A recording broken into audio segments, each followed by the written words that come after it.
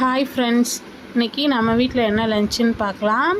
இன்றைக்கி வந்து சூடாக சோறு வச்சுட்டு அதுக்கப்புறம் முட்டை வேக வச்சு உரித்து எடுத்து வச்சுருக்கேன்.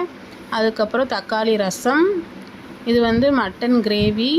இன்றைக்கி வந்து ரொம்பவே சிம்பிளான லஞ்சு தான் பண்ணேன். நான் கொஞ்சம் வெளியில் போயிட்டு வந்ததுனால வீட்டுக்கு வரவே 1 மணி ஆயிடுச்சு.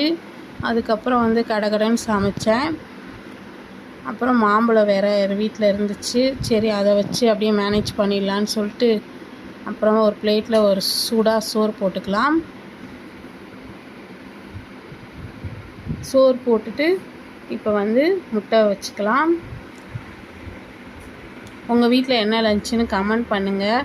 உங்கள் வீட்டில் என்ன லஞ்சுன்னு கூட சொல்ல மாட்டேறீங்க. வீடியோ பார்க்குறவங்க ஒரு லைக் கூட போட மாட்டேறீங்க. நானும் கஷ்டப்பட்டு தானே சமைச்சு வீடியோலாம் எடுக்கிறேன். ஒரு லைக் போட்டால் என்ன குறைஞ்சா போயிட போகிறீங்க. இப்போ ரசம் ஊற்றிக்கலாம்.